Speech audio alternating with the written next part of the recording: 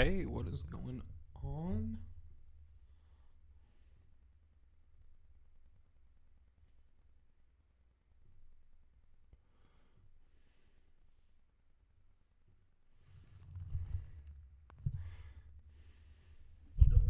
So, all I want to do in this live stream is it's kind of a test as well. And I'm just wanting to react to some unhinged pastors late at night, being a bit quiet. My wife's upstairs sleeping. I just want to see what kind of stuff is out there. For those of you who don't know me, my name is Jonah Carpenter. I am a pastor here in Evansville, Indiana. I'm currently without a church, and that's why I've actually started working for a Christian company that does social media. So I've been running social media accounts for a few different people in the Christian world, Christian space, Christian media. And so I thought, why not? Why not do some fun on social media? So this is not serious at all. This is just me reacting to some crazy videos. Let me fix this real quick on here that I just happened to find on here that I think would be fun. So, why not? So let's find something just weird. All right, give me some great stuff. Son, don't go to sleep while I'm talking. Hey, hey. Don't you lay your head back. I'm important. I'm somebody. Now, you might do your English teacher that way, but I'm not teaching English. I'm teaching eternal life here. I love you. You know I love you. Have I convinced you I love you? Yeah. You better nod your head yes. All right. Come on, put it up there. All right. You stay awake and you listen to me. You say, well, he may never come back. Well, he ain't here now. And where have you been? I've seen this video so many times. And I noticed on the calendar I'm supposed to marry y'all. What makes you think I'd marry you? You're one of the sorriest church members I have. You're not worth 15 cents.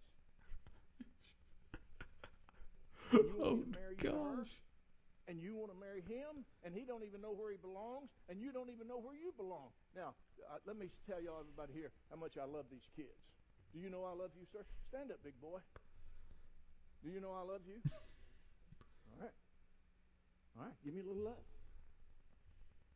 I feel so uncomfortable because I'm thinking right now what's going through that man's head, because this isn't love. This is manipulation.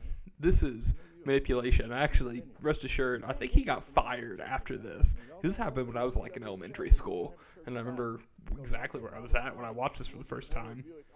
It's paid for. We'll sell what we need to sell, and we'll go on down the road, and we'll find some little podunk church that don't know up from down, and I'll find me a dozen Joe's baskets who don't have a pot or a window and who will shout Jesus, and I'll give the rest of my life to them. Brandy's a sweet girl, and she's got her children. Yes. They don't know up from down, basically saying, I'll go to a church that's small, but they don't know anything, so I can just manipulate them. Now, once again, I'm going to say I'm a pastor. Like, I am not saying at all that pastors are manipulative, that all pastors are manipulative. They're absolutely not. They are some of the kindest, most amazing men and women you've ever met in your life. But where there is power and any semblance of money or an opportunity to control people sometimes bad people fall into that. And sometimes people start off with good intentions and then just end up like this. Y'all are good and y'all are fine, but your children will turn on you if you don't hold up the standard and the banner of God. And if they don't turn on you, you'll just produce nice little whirlians. Or y'all keep. You see, some of that's actually true and it's good teaching. But here's the thing. Sometimes the best manipulators are also the best teachers.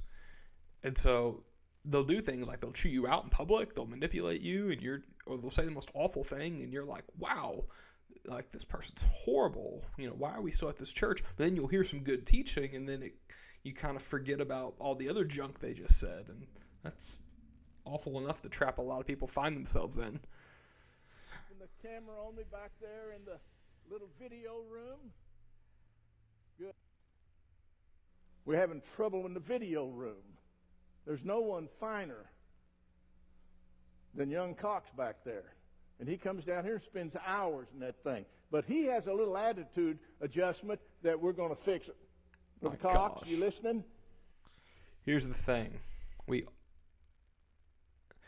In all of my years of ministry and all the years of sitting under my father, in the times I've listened to my grandfather, who's a pastor, I've never once heard those men call out someone by name. Because there's no need to. Because if you're going to correct somebody, then it needs to start, like as Jesus said, one-on-one, and then two-on-one, then a group going to the brother or sister, and then you bring it to the church. And even when you bring it to the church, it's not like this. It's not in the middle of a rant of a sermon.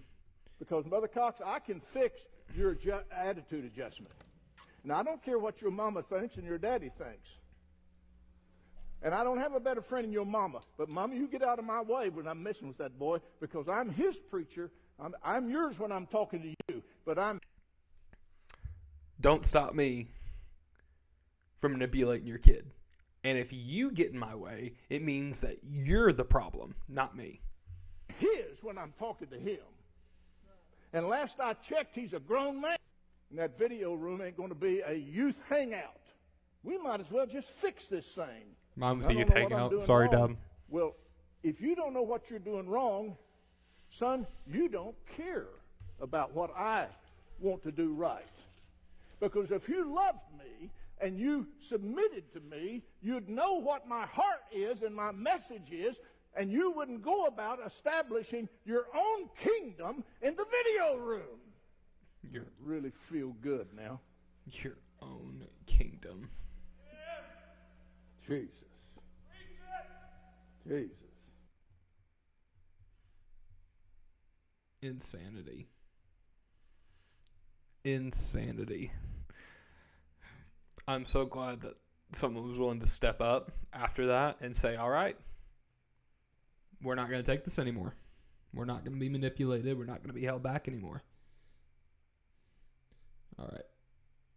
Let's see. What else is there? No, I don't want to listen to Jim Cornette or turn this TV off. This one's like all-time favorite of mine. News flash. My plane's gone down. No, I don't want to watch it. My child is on that plane. There was a young man in Calvary. His name was Ben. And I was running a youth group. I was there for a few years. And he was a nice kid, but he was one of those kids that was always just...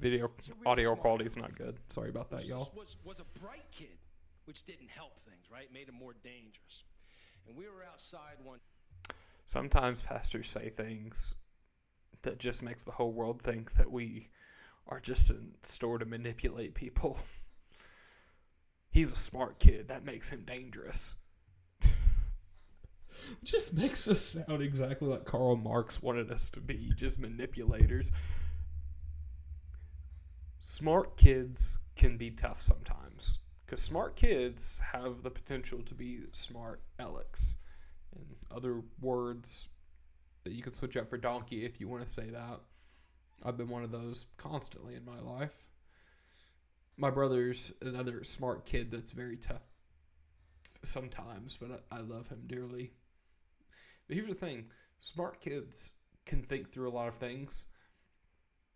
And smart kids that I've known are a lot quicker to ask why. They're not just ones that just go along with everything. You know, they'll say why.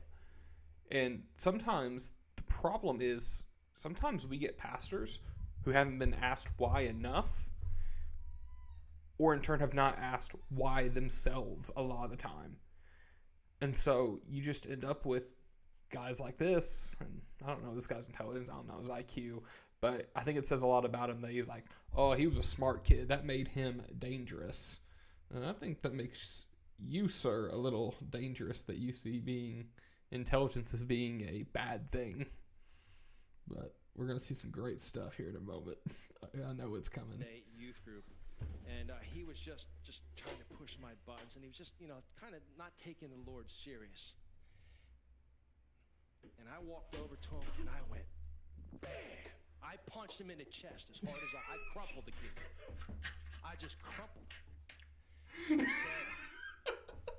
I leaned over and I said, Ben, when are you going to stop playing games with me? I led that man to the Lord right there. There's times that might be needed. Okay, watch it again. punched him in the chest as hard as I crumpled the kid. I just crumpled him.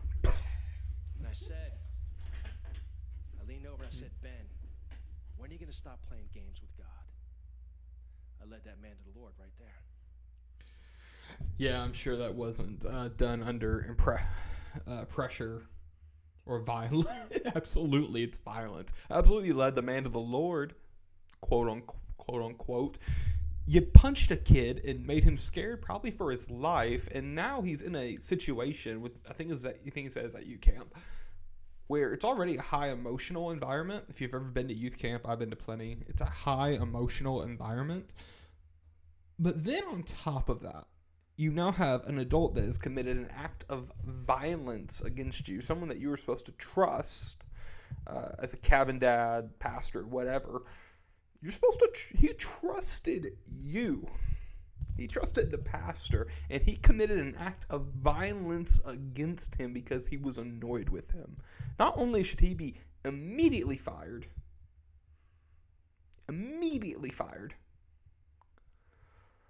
but in jail. He assaulted a minor. I just gotta look it up real quick.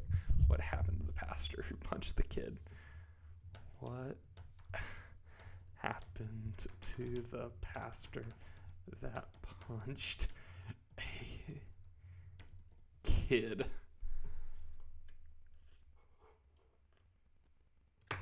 NBC New York.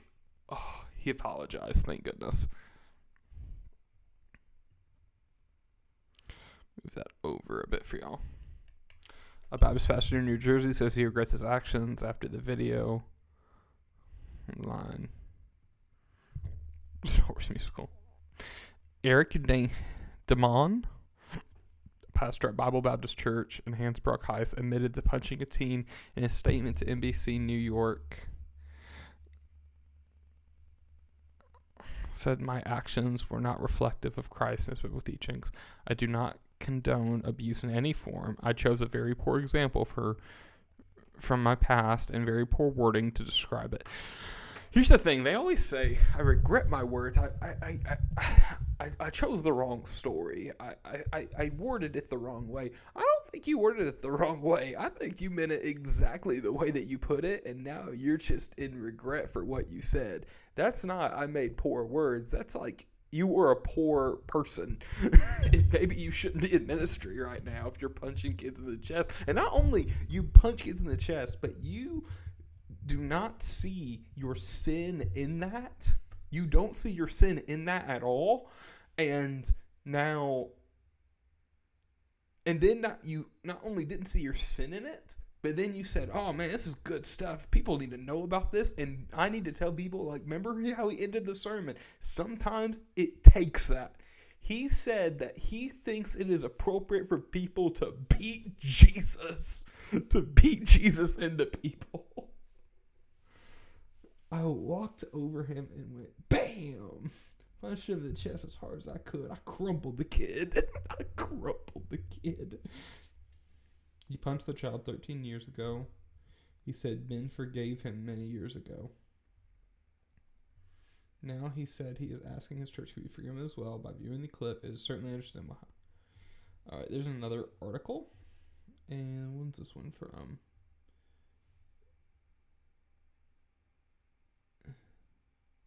Snopes did it. Yes.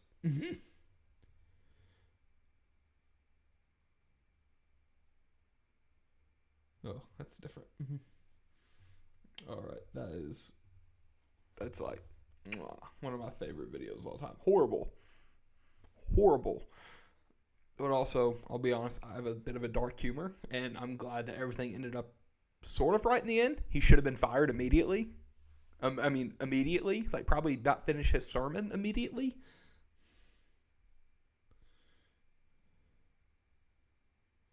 So, let's just see some other stuff we can find. Greg Long. Copeland's son.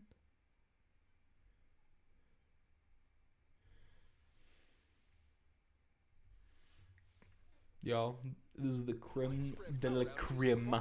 The creme de la creme of unhinged pastors. Still at Meyer? Almost done.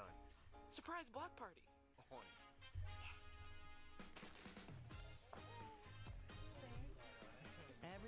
Why have you said that you won't fly commercial? You said that it's like getting into a tube Get in a long tube with a bunch of demons. with a bunch of demons. So his banner's on. I'm sorry. Left my old banner on. Stop the fear. Stop it right now. Believe. And she will be made whole. You stop that fear right now. You think that people that fly commercial are demons? Give me a chance to talk, sweetheart. I'll explain this to you. But it's a biblical thing. It's a spiritual thing. It doesn't have anything to do with people. Doesn't have anything to do with people. Listen to me. This dope-filled world. Below. The wind of God. On you.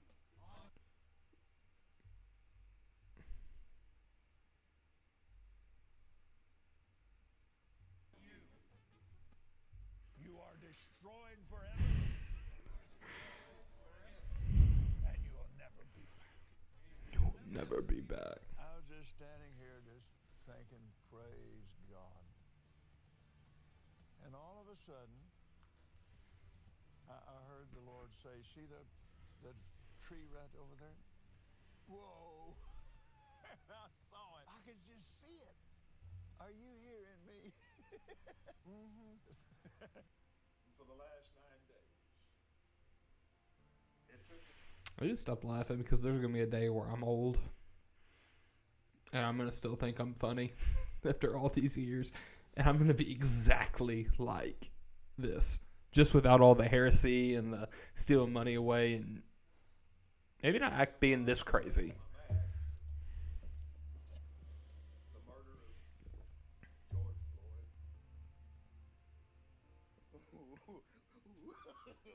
One of the worst things Goodness. that's ever come along is make such a big deal out of retirement. You're talking about retirement to a 16-year-old kid. I mean, come on, man. And I have a Rich woman pastor out gang, there. not me. Didn't know that, did you, babe? Now I do. Yeah, you do. I had a young African American. He said, "Ain't nobody gonna give me no job." I said, "What is a job?" "I'm a plantation boss." I'm him, boy. You put that all over there. When you get done with that, I'm gonna give you another job. You gotta go do this over here.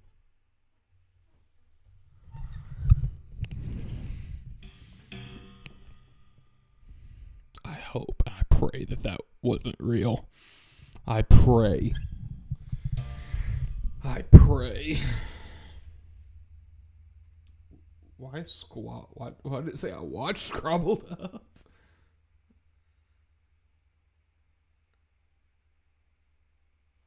Okay.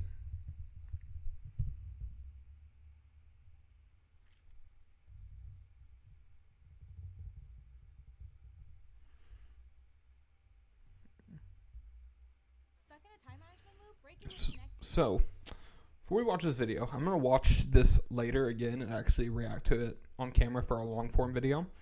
This is from the Oprah Winfrey Show.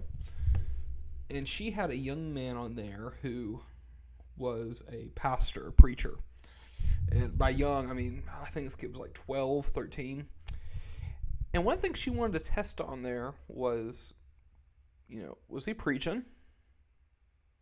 And they claim he was preaching through the Holy Spirit. He's a fiery, charismatic type of preacher, old Baptist, if you will. And, there ends up being this thing where they're testing him to see, is he legit? Like, is he really believing? Does he know what he's talking about? And it just goes horribly. You need to manage your team. Our AI creates a schedule for you, taking everything into consideration. And I see here, it seems like these kids are just regurgitating Bible verses. I want to know if you really understand what it is that you are preaching. Make up a reading comprehension test for these kids to see if they really. You're not on mic. So This student's an I know, A could you student give in me- the school. Could you maybe give me a Bible verse? Oh, that doesn't mean Interpret it or something? Yeah, That- could you Could you preach for us and then tell us what it is you mean? Could you, Duffy? Could you? In your own words.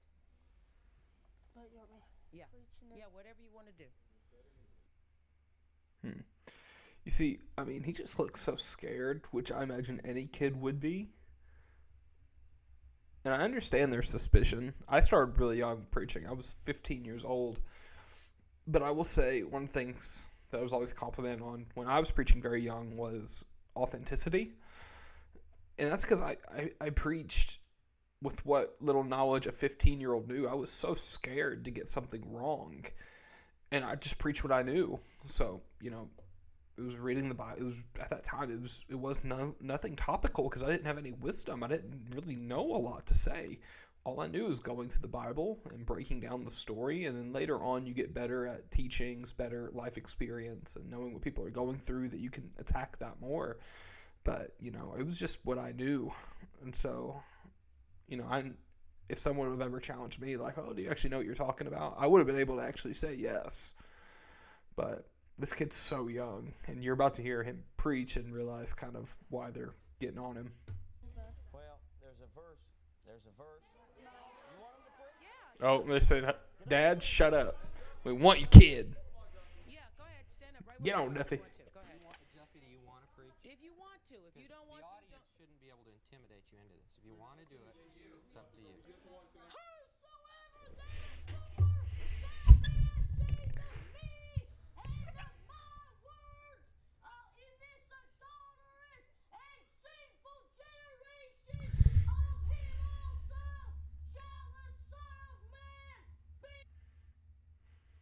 You see, this would be some heat. If it was in a fired up church, then they'd be going nuts for this.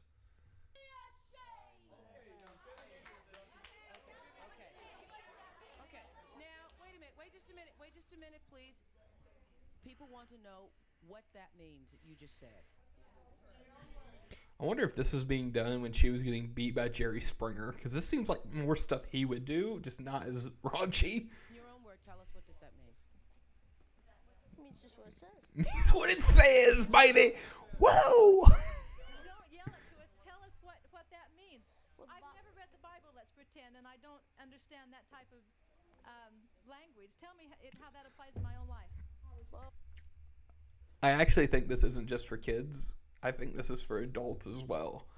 I think we are in a point in the church right now where, to be honest with you, I think a lot of pastors use vernacular terminology, phrasing that they may not even understand the full concept of what they're saying. And I've heard pastors sometimes, use vernacular sayings, theological sayings that they don't actually believe, and they don't realize how it doesn't connect to their theological view.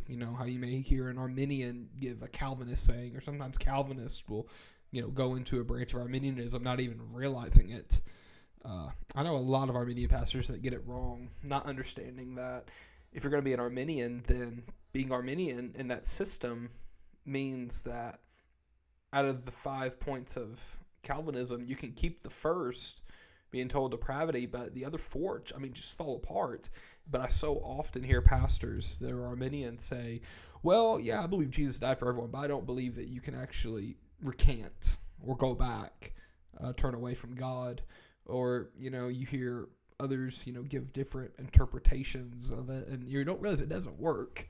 So it's not just this kid. A lot of pastors and preachers are using terminology nowadays that simply the average person doesn't understand, and I think they would struggle to explain it to someone who had no Bible background. And it's going to be very necessary as we enter into a post-Christian era in the United States and across many cities that are already been in it for decades, and also now small towns that are going to be in the middle of it as well. Why I'm screaming is the Bible definition of preaching is Isaiah 58:1. It says, "Cry aloud, spare not, lift up your voice like a trumpet." Stay away from the Bible, Duffy. Tell him. How do you stay away from the Bible if you're going to preach, though? The Bible says you're... Stay away from the Bible. It doesn't work. But at the same time, his explanation is a very go-around way. He's instead addressing why he's talking that way, instead of addressing in explaining the verses that he said. He could say, okay, here's like where it comes from. Here's what it means by adulterous generation, the historical background. But he's a kid. He probably doesn't know any of that. And maybe even some of the pastors he grew up with don't. Because what this kid's doing, he's not really preaching. He's giving an imitation. And when you see a lot of videos of little kids preaching in church, that's all they're doing is that they're giving an imitation. They don't really understand. They don't really have a message to say. When you hear guys give their first messages, it is not fire and brimstone shouting most of the time. It's guys who maybe aren't the best speakers yet, but they're just giving an authentic story of where they're coming from. To speak as the oracles of God. If you don't want to talk the way this Bible talks, you should keep your mouth shut. Okay, yes, ma'am. We still, but you understand what people are saying. They want you to interpret what you just said, Duffy. The Bible says, does not interpretation belong to God? Genesis chapter 40. Read it. I understand that, David. 40. What we're saying Read is, it. though, Duffy, do you understand what you just said? Could you put into your own words what you just said? Yeah, I know what it means, but I just can't. Please let him speak. Yes. You see, I think the audience is right in their skepticism, but I think they're wrong in how they're approaching it. I think they're wrong in how they're treating this young man. Means well, I know what it means, but it's just hard to understand. But you gotta realize that the prophets were out there saying, "Thus saith the Lord," and they didn't even know who it was. They didn't understand what they were saying. Hi, YouTubers. I'm excited to give you an update about our own YouTube channel. Unfortunate. I hope that didn't ruin him in ministry. I really hope it didn't.